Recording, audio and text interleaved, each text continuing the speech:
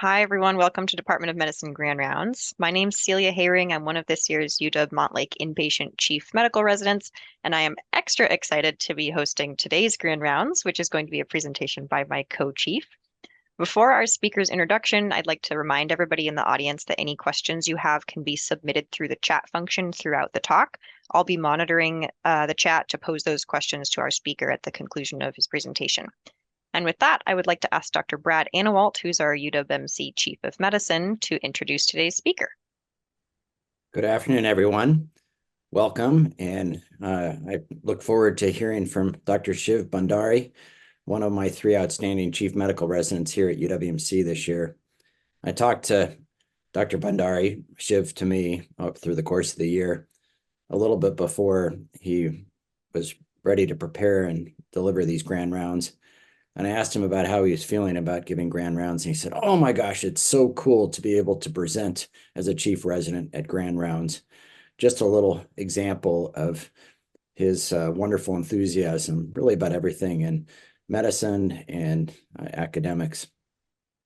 He loves being at the University of Washington and has really thoroughly enjoyed being here as a medical student, a resident, chief resident, and soon to be a hospitalist.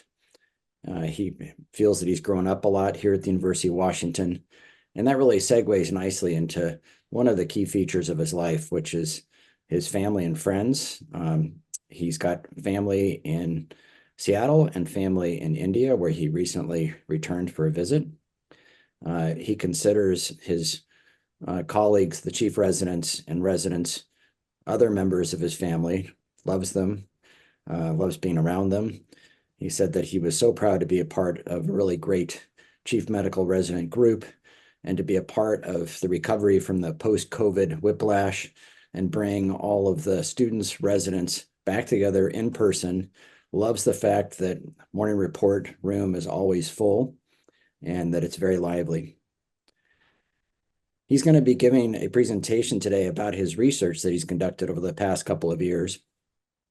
And among the many accomplishments of the research that he's done has included a patent and multiple research grants, including multiple efforts to apply for the grants and not always successful, but in the end, ultimately successful, shows the resilience that Shiv has demonstrated throughout his life. Next year, he's going to be a hospitalist at the University of Washington Medical Center, and he's also going to continue the research that he's presenting today. One last comment. There are many, many outstanding achievements that Shiv has had, but he's also one of the Evans Award winners as a student in 2020, which is a nice reminder that today Doctors Wright and Powell will be presenting this year's Evans Award winners for both the students and the resident, and I ask that you remain at the end of Grand Rounds for those presentations. Dr. Bhandari, thank you for a wonderful year, and I look forward to one more great hour with you. Thank you for presenting today. Thank you so much, Dr. Anawalt, for that wonderful introduction. And thank you everyone for coming today. It is such an honor to be presenting at Grand Rounds. And I'm so excited to share with you the research that I've done and some of our discoveries in cardiac tissue engineering and in resuscitation. I do not have any disclosures, but hopefully one day I will. So I thought I'd begin with just a quick introduction that gives a little bit more background on who I am. I was born in Bangalore, India, 1992. And in 2000, my family and we moved to the States. Now, fast forward several years of self-discovery, and in 2014, I graduated from UW with my undergraduate degree, and then stuck around for a year longer and completed my master's degree in bioengineering. I then decided to go into medicine, and was very lucky to be selected at UW to complete my medical training, and graduated in 2020, right at the onset of COVID, hence the outdoor graduation ceremony in the backyard. I then was also lucky enough to continue at UW for internal medicine residency and completed that last year. And then even more lucky to stick around as chief resident this year amongst a really amazing group of co-chiefs, all of which happened at the University of Washington.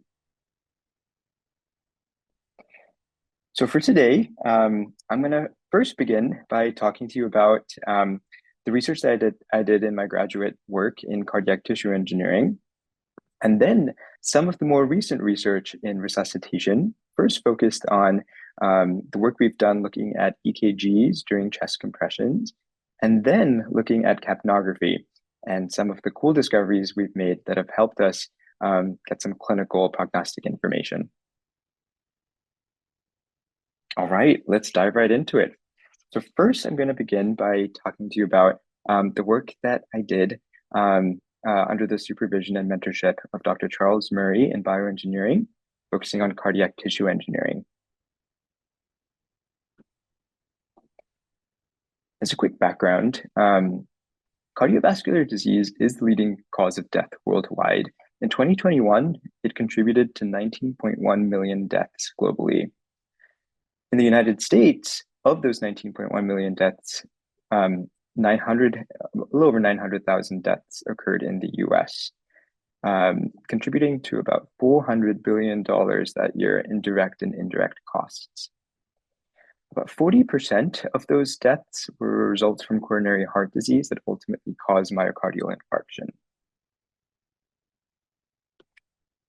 So myocardial infarction is typically due to atherosclerotic coronary heart disease, where plaque buildup results in occlusion of the coronary vessels, resulting in irreversible cardiomyocyte damage if blood flow is blocked for as little as 20 minutes.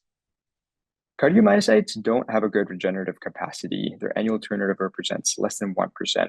So as a result, scar tissue typically develops in that infarcted area, which leads to a whole host of downstream effects: low cardiac output, arrhythmias, ventricular wall rupture, a lot of bad things. So researchers around the world have been trying to figure out how can we regenerate the heart in that scar tissue area to try and improve its function.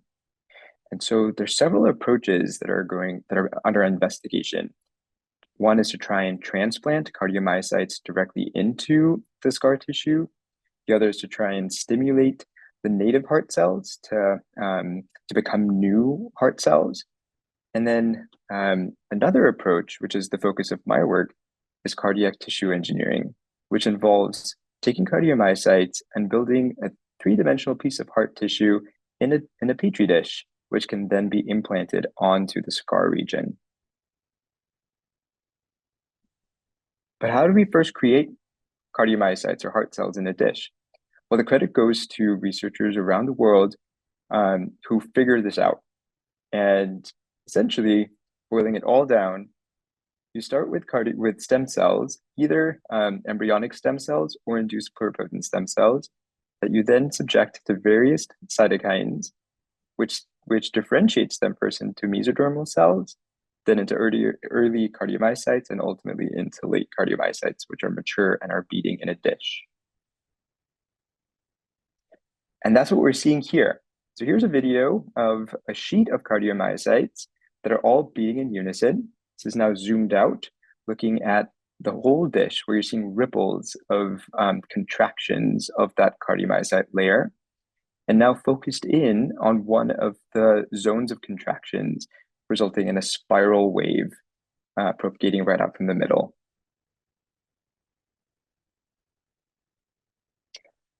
So then how do we create heart tissue? So we first take those cardiomyocytes that we grew in the lab, and we mix it with an extracellular matrix like fibrin or collagen, and that results in a cardiac tissue mixture, which is in kind of a liquid form. You can think of it as almost like a jello, which is not yet quite set.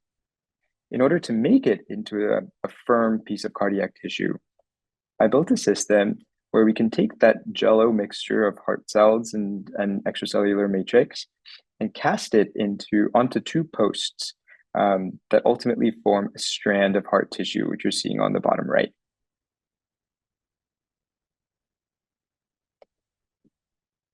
Here's some videos of the heart tissues beating away. So on the left is a petri dish containing multiple little heart tissues attached onto those two posts. And I'll just draw your eyes towards one of those posts that you're seeing here that moves every time the heart tissue contracts. And then zooming in on the right is a more close-up view of the heart tissue beating away and pulling the posts together. All right, time for a quick story. So I became pretty good at making heart tissues in the lab. And one of my responsibilities became to make cardiac tissues also for fundraising events where we can use them as a bit of a show and tell for very important fundraising events. I will never forget the day that I learned one of the biggest lessons in humility and owning your mistakes.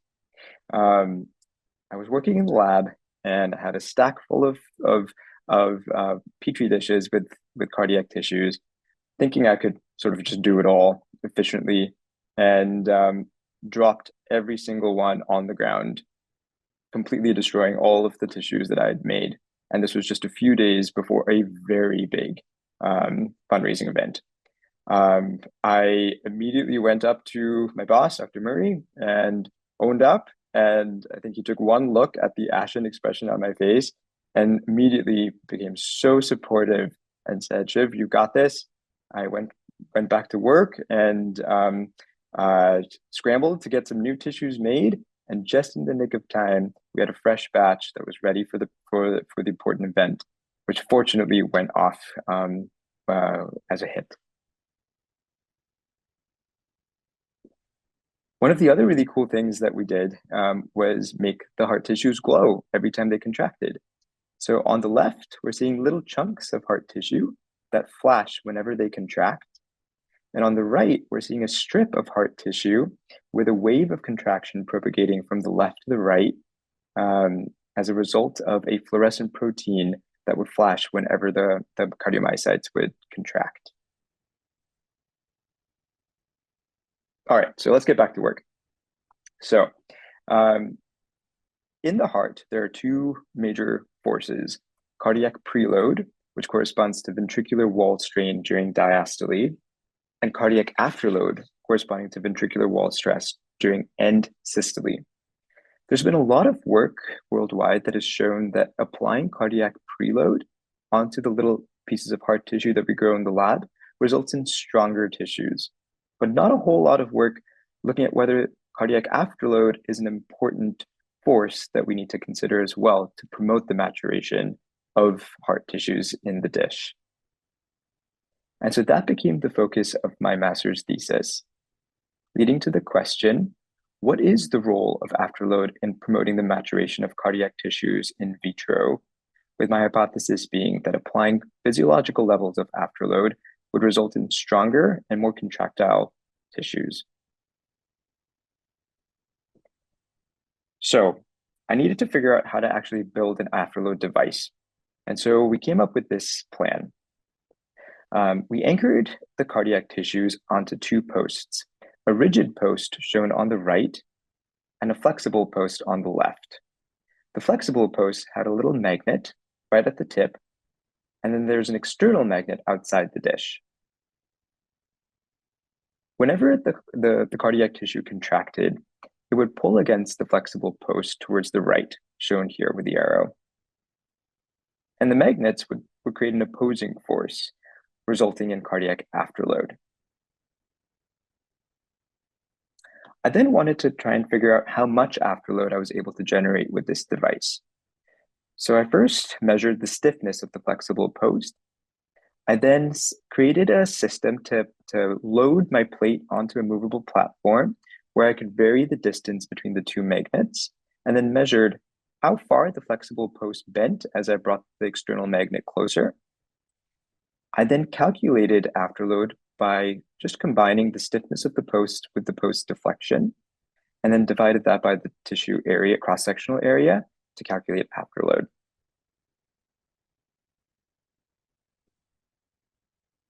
Once I had the afterload measurements, I wanted to try and first get a sense of what does that mean physiologically, since we're more used to understanding blood pressure as a physiological measurement? So what I did was I looked up what the normal afterload values are for the developing heart from 10 to 40 weeks of gestation, and then modeled the left ventricle as a sphere, and using Lamé's equation, was able to translate afterload into left ventricular end systolic blood pressure, shown here. Once I had those numbers, I was able to correlate those numbers with my device, and we found that my device was able to generate an adequate amount of left ventricular end systolic blood pressure suitable for clinical application. For the study, we had 4 different conditions that we subjected the cardiac tissues to: either a low afterload state, a high afterload state, a controlled state where there wasn't any external magnet, or an isometric state where we had an supraphysiologic level of afterload. We measured the force and histology at the end of the 3-week time point, and used those measurements as our results, shown here. So on the left, we have a diagram of the twitch force of the cardiac tissues under various conditions. And under the high afterload condition, we see that the tissues produce the greatest amount of force, unlike the low afterload conditions, which don't produce tissues with very, very good force. We also found that when we look under the microscope on the cellular level, tissues that were subjected to high afterload had a much more organized appearance to the cardiomyocytes, had more quantity of sarcomeres, and were much more aligned and organized in their appearance, leading to the conclusions that applying afterload increases engineered heart tissue contractility, sarcomere length, and cardiomyocyte size, all good features for promoting mature tissues, hopefully one day for clinical applications. We also found that applying supraphysiologic levels of afterload results in pathologic hypertrophy and fibrosis. This project led to, was the basis of my master's thesis, and led to a few publications, one of which was featured in Nature Biotechnology. And our system that we developed was ultimately patented and currently is in use in various other projects.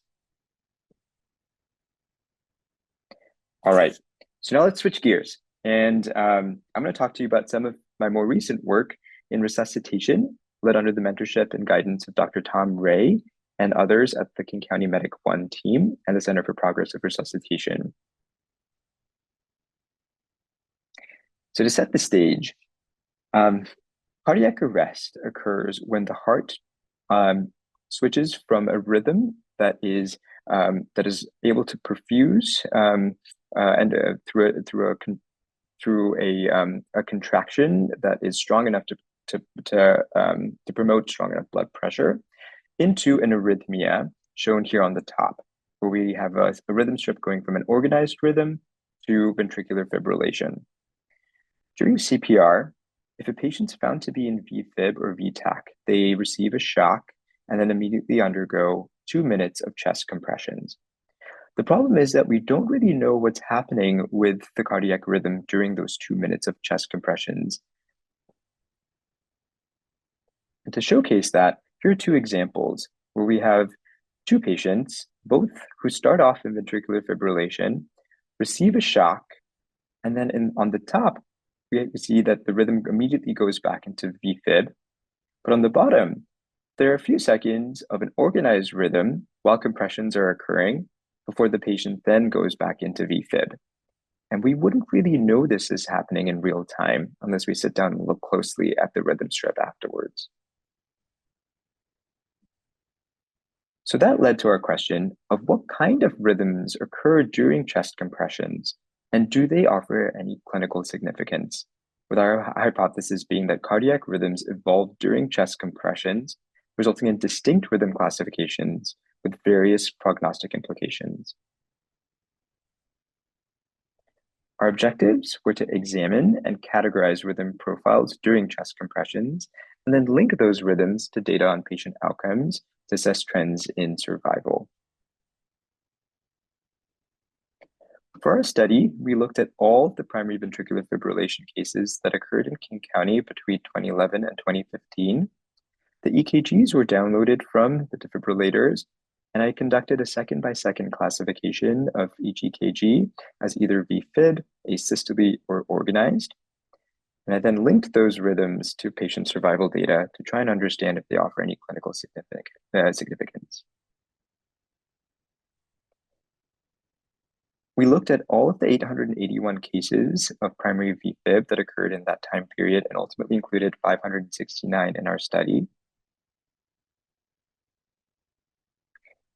And to begin, I first want to give you the results of survival data at the 2-minute mark, which is what we typically see when we're doing CPR with the patient's rhythms at the 2-minute mark. For patients who were found to be in an organized rhythm, they had a survival of around 58%. Asystole at the 2-minute mark led to a survival of 20%, and VFib at the 2-minute mark, a survival of 46%. All right, now it gets interesting. So what we found was that during the 2 minutes of chest compressions, there are 7 distinct rhythms that occur, and that's shown here. So in all of the cases, patients begin in VFib and they receive a shock. In the top 3 cases, patients are found to be in VFib at the 2-minute mark, but they may have a period of an organized rhythm before they go back into VFib. They may have a period of asystole before they go back into VFib, or they may be in VFib throughout. For patients who are found to be in an organized rhythm at the 2-minute mark, they may have a period of asystole before going into organized, or may be in organized throughout. And similarly, for patients who are found to be in asystole at the 2-minute mark, they may have a period of an organized rhythm before going back into asystole, or maybe in asystole throughout. So let's look at the survival data for each of those categories. For patients who are found to be in an organized rhythm at the 2-minute mark, they had a survival of somewhere between 50 to 60%, and it didn't really matter much if they had a period of asystole beforehand or not. And similarly, for patients who were found to be in asystole at the 2-minute mark, it didn't really matter if they had a period of organized rhythm before asystole. Survival ranged from about 20 to 30%. But here's where the money's at. For patients who were found to be in VFib at the 2-minute mark, if they had a period of organized rhythm during chest compressions, that more than doubled their chances of survival, up to 68% from a survival rate of somewhere around 30% in the other 2 conditions. This led us to the conclusion that rhythm transitions are common and distinct after defibrillation, and that cases with a transient organized rhythm during chest compressions have a more than 2-fold increase in survival than cases who are in constant VFib. This project led to several publications, as well as my first author publication and presentations at various conferences.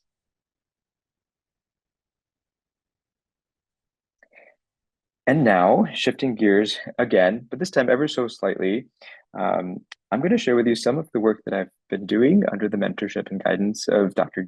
Nick Johnson, as well as Dr. Tom Ray, and members of the Center for Progressive Resuscitation and the Seattle and King County Medic 1 teams.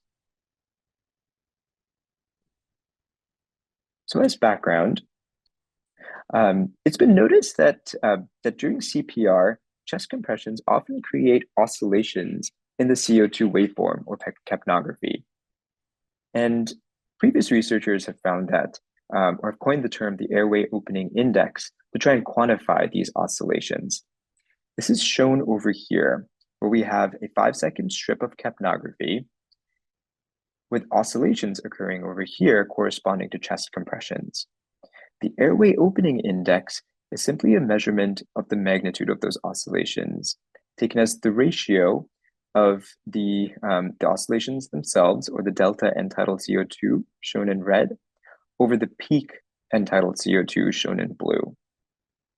It was previously found that the AOI was was visible in about 40 to 70% of cases during the first 20 seconds of capnography. And there was a hypothesis from other teams that the AOI may be reflective of compression-induced ventilation and intrathoracic airway patency.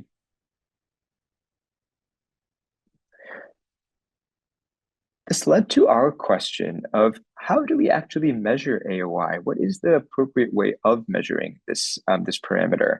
And what does it mean? And so our hypothesis was that the AOI is a measurable feature of capnography and is associated with return of spontaneous circulation, or ROSC. Our objectives were to first develop multiple methods of measuring AOI. We then wanted to compute AOI using each method over the entire capnogram for each patient, not just the first 20 seconds. And then investigate associations between AOI and ROSC to see, is it a clinically useful tool? So here we have the 4 AOI methods that we came up with. What you're seeing here are the 4 methods applied to the same capnogram strip. And the point here is that depending on which method you use, you get a very different number of AOI. For instance, in method 1, we get an AOI of 61%, versus in method 3, we get an AOI of about 46%. Once we had the methods down, we then wanted to start looking at patient cases. So we looked at all of the cardiac arrests that occurred in the city of Seattle in 2019, 462 in total, and ultimately included 307 cases in our data set, among which about half achieved ROSC and half did not achieve ROSC.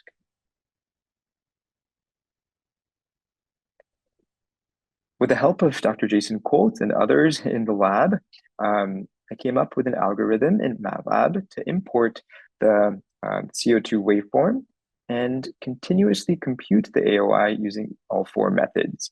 And that's shown over here. So on the top, we're seeing the continuous capnogram strip with ventilations occurring about every 6 seconds or so. And then the oscillations in the CO2 waveform from compressions occurring between ventilations. And on the bottom, for each segment of ventilations, we're seeing the corresponding AOI level using methods 1, 2, 3, and 4.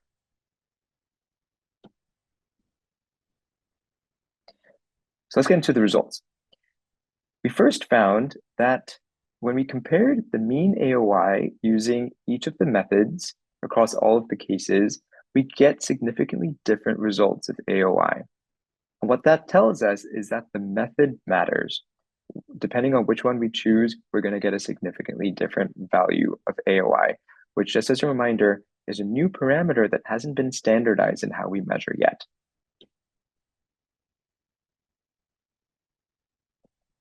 All right, so this is now the really cool result. What we found was that patients who achieved ROSC had a higher AOI than patients who did not achieve ROSC. And this was shown in 3 of the 4 methods that we looked at. We later expanded our cohort to include not just 1 year of patients, but about 7 years of patients, and found that with a larger data set, all 4 methods resulted in the similar trend that you're seeing here, where patients who achieve ROSC have a higher AOI than patients who don't. We then looked at the delta entitled CO2. So not just the AOI, which normalizes the delta entitled CO2 over the peak entitled CO2, but just the magnitude of the oscillation themselves. And what we found was that at the beginning of cases, that patients who achieve ROSC and patients who don't have a pretty similar delta entitled CO2. But over time, patients who achieve ROSC tend to show a higher delta entitled CO2, which gave us some sense of a temporal pattern behind the increase in delta entitled CO2 in patients who achieve ROSC.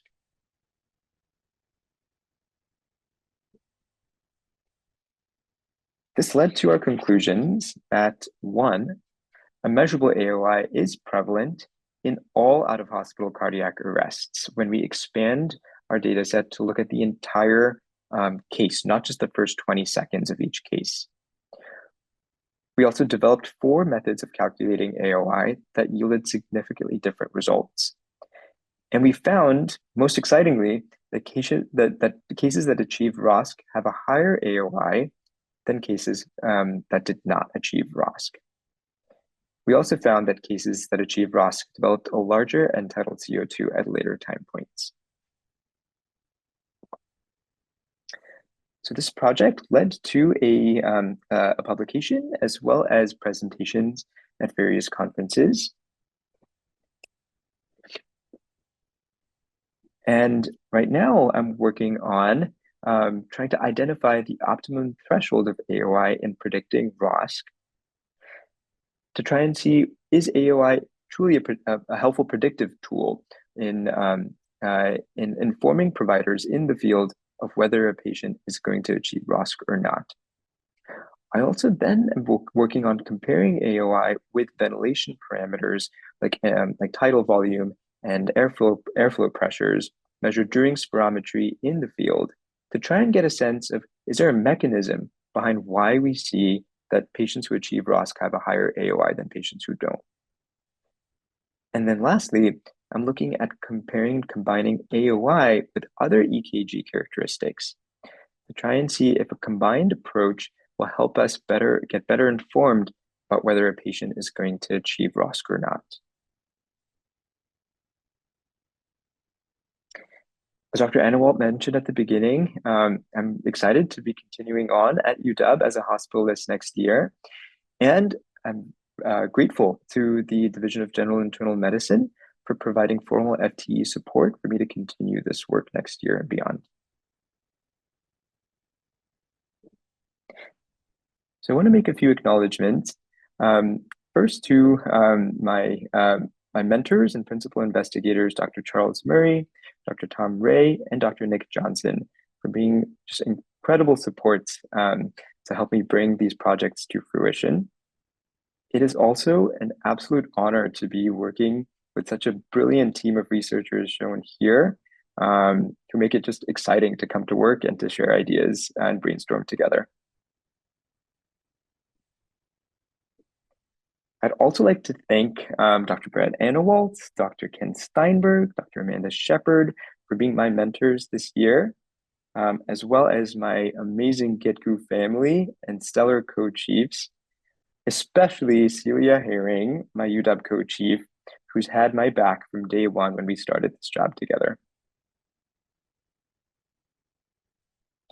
And last but certainly not least, I'd like to thank my family and my friends for shaping me into who I am today, especially my mom, shown on the top left, for her unconditional support and for teaching me the value of efficiency so I could finish my work fast so that we could grab a drink together and watch Jeopardy after I'm done with the work. And with that, I'd like to thank you all for being here today and for the incredible honor of speaking during Grand Rounds, and I'm happy to take any questions. Awesome. Thank you so much, Shiv. I love hearing about the work that my co-chief has been doing this year. As Shiv said, we do have a little bit of time for questions, and I'd like to remind folks that if they are having questions, you can submit those through the chat. I do also see that Dr. Ray has raised his hand, and I think, have given you the ability to unmute yourself, Dr. Ray, if you would like to make any comments or ask a question. Sure. Thank you. It's great in fact, it's remarkable all the work that Shiv has done while being a resident here at the University of Washington.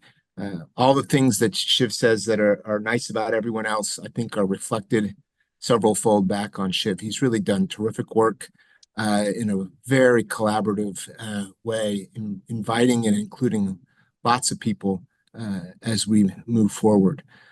So Shiv is, as a generalist, not tied down, as you can tell. He studies cellular science as well as clinical science and epidemiology as well.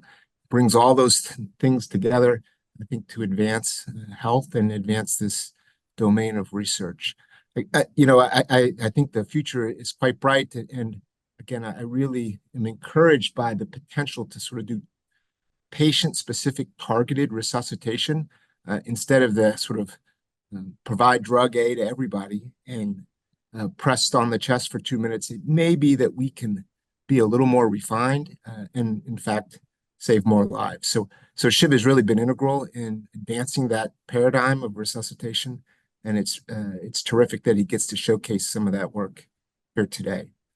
I guess one question for Shiv would be, I'm not quite as closely tied to the AOI topic, which he presented at the end there. Are there particular treatments that could address AOI specifically? Is it a modifiable risk factor, I suppose, is the question, Shiv. First of all, thank you so much, Dr. Ray, for your comments. That really means a lot. And to address your question, that is such an exciting space to explore. This is such a novel parameter that there hasn't been any formal studies that looked at, is AOI a modifiable target yet? We're not even quite sure what's exactly going on to explain the differences that we're seeing in why patients who achieve ROS-kappa higher AOI than those who don't. There are some hypotheses that the higher AOI that we're seeing may be due to improved ventilation occurring during CPR. And so could this be a parameter of the quality of CPR, of chest compression depth? Maybe, and that's something that we can look into to try and correlate AOI with compression characteristics. Could there also be something happening within the pulmonary vasculature? Are patients who are experiencing microthrombi kind of experiencing not as good perfusion to the lungs, which may then explain low ventilation and a low AOI, which might mean that do we consider giving thrombolytics earlier? Are patients who are predisposed to other conditions or may have coexisting other conditions of airway disease, could they benefit from treatments that target their airways? Sort of thinking off the top of my head, say for instance, patients with COPD or other types of obstructive lung diseases, could they benefit from medications to open up their airways and improve the ventilations that they're getting during chest compressions? Maybe, and that may be reflective in a higher AOI. So a lot of different areas to explore. I think our first step is going to be to try and look at the existing data that we have on ventilation metrics like tidal volume and airflow pressures to first get an understanding of, is there a correlation between how much air is moving through the lungs during chest compressions and the resulting AOI? And then we can try and take it from there to answer those other questions.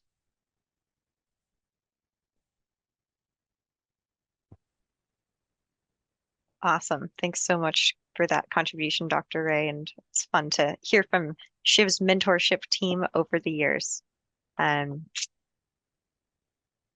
Looks like a question that's come in through the chat is, how would you compare working with tissues and cells, i.e. wet lab work, versus computational work?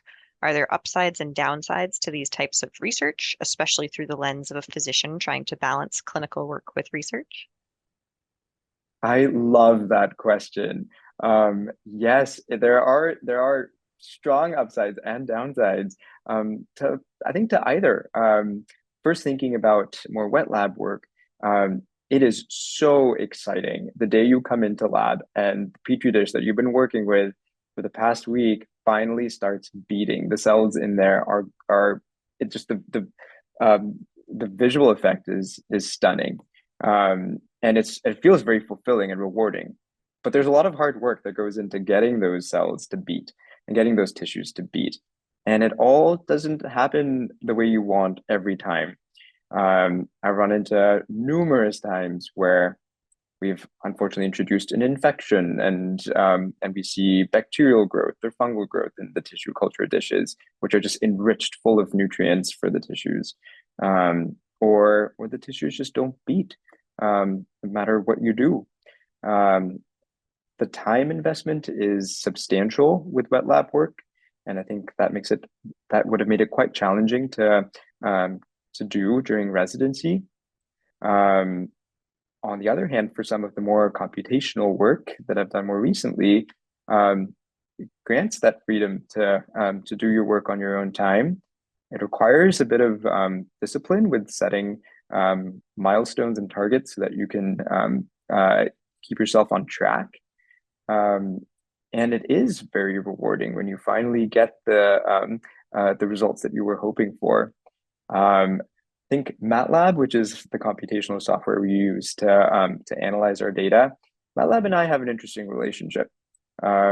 We don't always get along, but the days that we do, we make it worth it.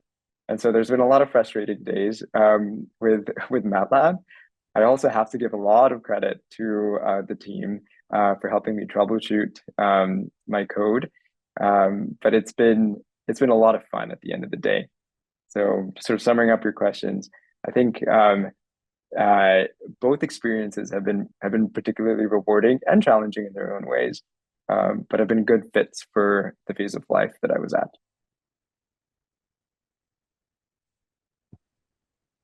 I will say that Shiv's computational experience and particularly his Excel experience have been to my benefit this year in the chief role, where Shiv has taken on the role of managing many of our spreadsheets, which has been a skill set I am not as equipped with, and it's been fantastic for me to learn from.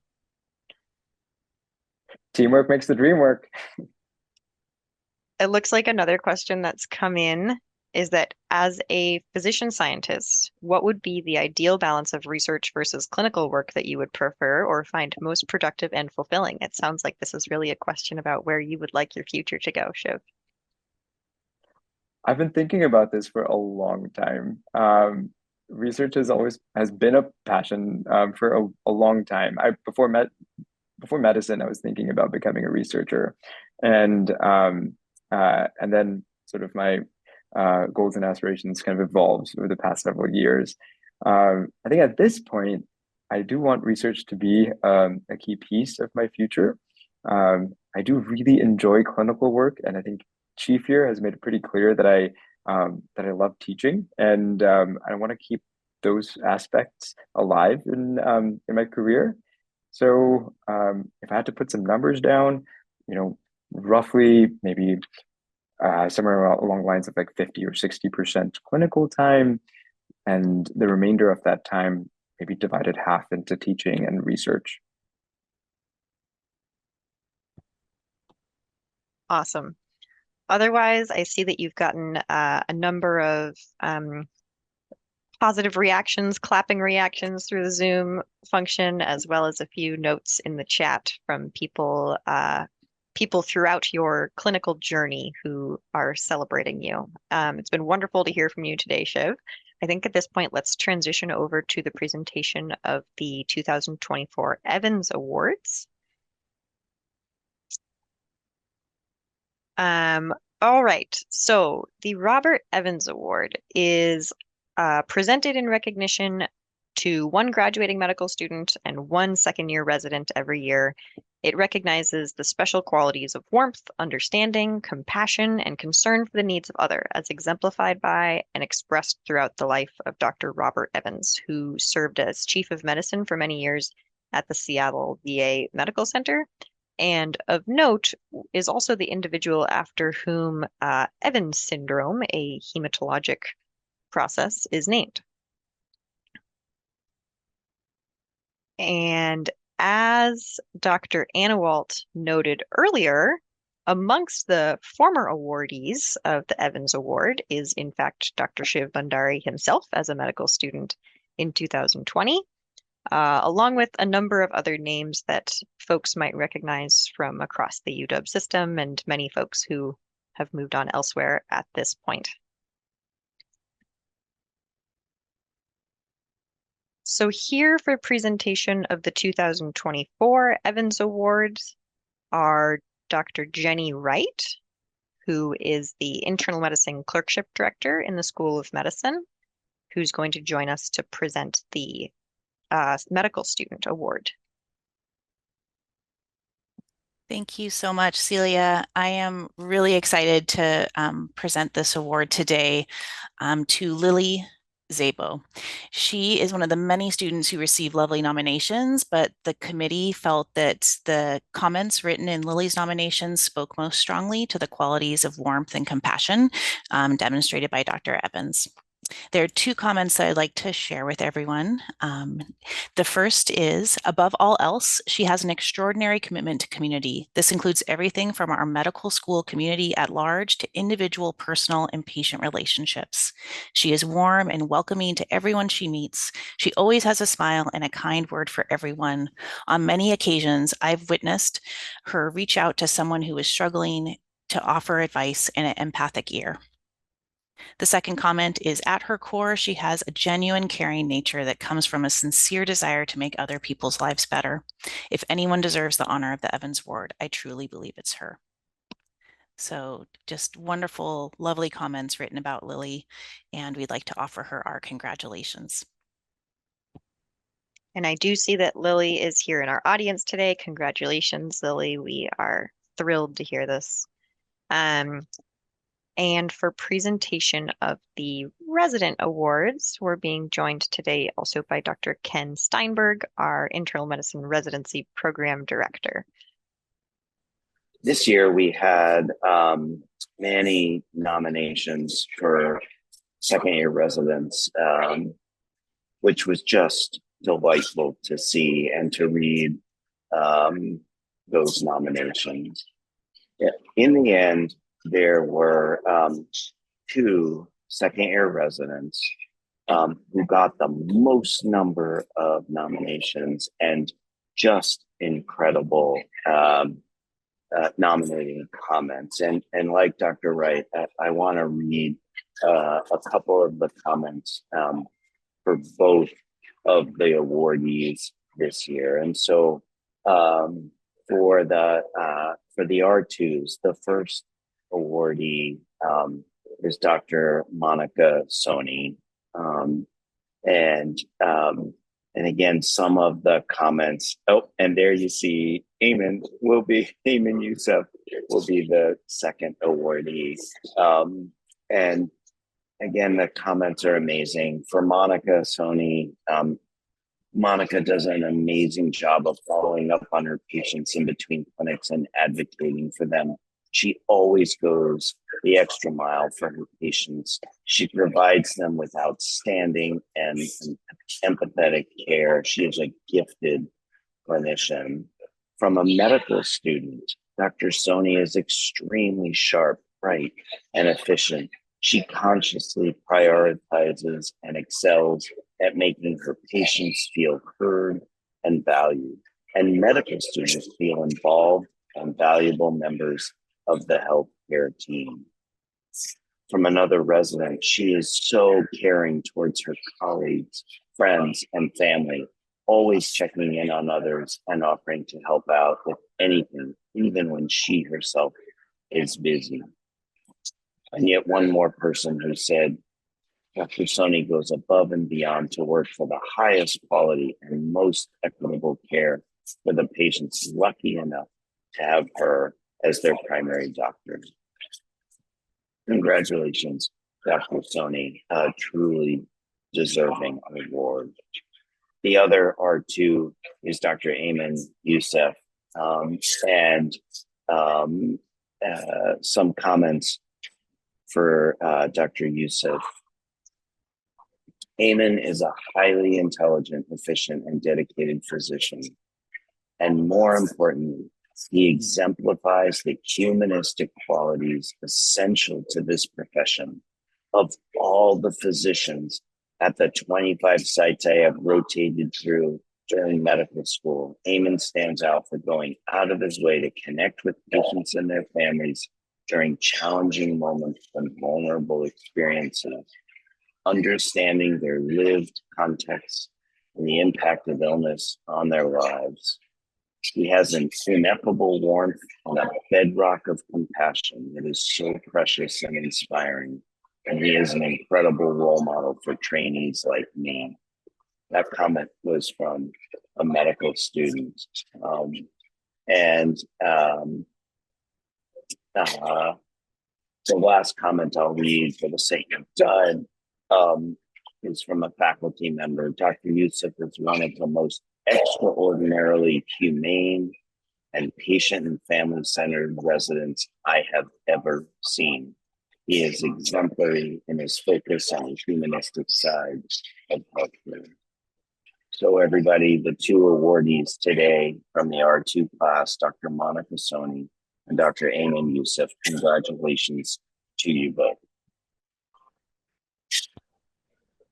Thank you, Dr. Steinberg, for those presentations, and congratulations to Dr. Soni and Dr. Yusuf as well. Wonderful to hear those comments read about all of our awardees today.